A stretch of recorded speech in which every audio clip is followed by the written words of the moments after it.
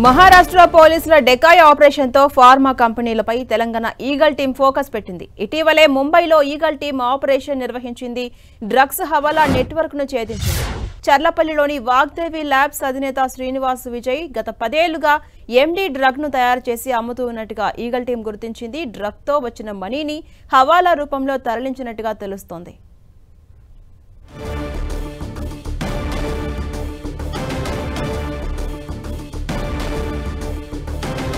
మహారాష్ట్ర పోలీసుల డెకాయ్ ఆపరేషన్తో ఫార్మా కంపెనీలపై తెలంగాణ ఈగల్ టీం ఫోకస్ పెట్టింది.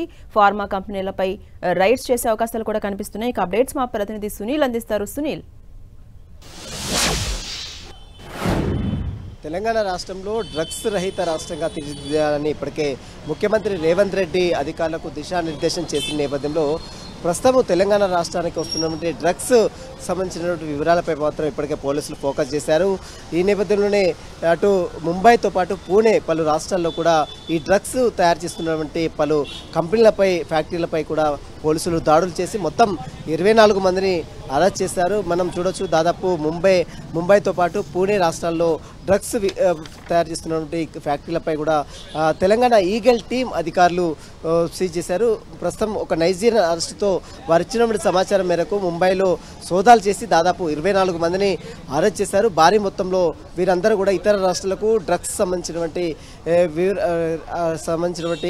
వాటిని సప్లై చేస్తున్నట్టు కూడా ఇప్పటికే ఈగల్ టీం అధికారులు ఆధారాలు సేకరించారు. ప్రస్తుతం అరెస్ట్ అయినటువంటి 24 మంది అకౌంట్స్తో పాటు కొన్ని బ్యాంక్ డీటెయిల్స్ అన్ని కూడా స్వాధీనం చేసుకోవడం జరిగింది.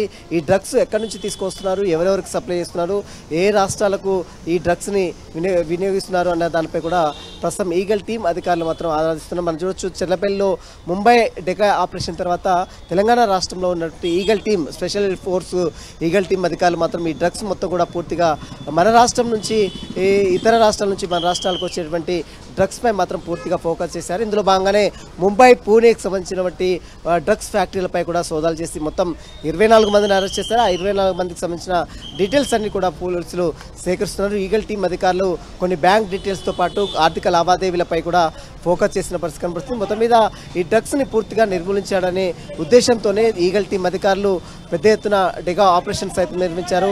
ముంబై ఆపరేషన్ కేంద్రంగా పూణే, మహారాష్ట్ర పలు ఫ్యాక్టరీలపై కూడా సోదాలు చేసి వాటిని కూడా సీజ్ చేసి కొంతమందిని కూడా అరెస్ట్ చేసి వారందరినీ కూడా విచారిస్తున్నారు. వీరిపై ఎవరెవరు టచ్లో ఉన్నారు, తెలంగాణ రాష్ట్రంలో వీరికి ఉన్నటువంటి ఏజెంట్స్ ఎవరు, వీటన్నిటిపై మాత్రం ఈగల్ టీం అధికారులు అయితే ఫోకస్ చేస్తున్న పరిస్థితి మాత్రం కనబడుతుంది.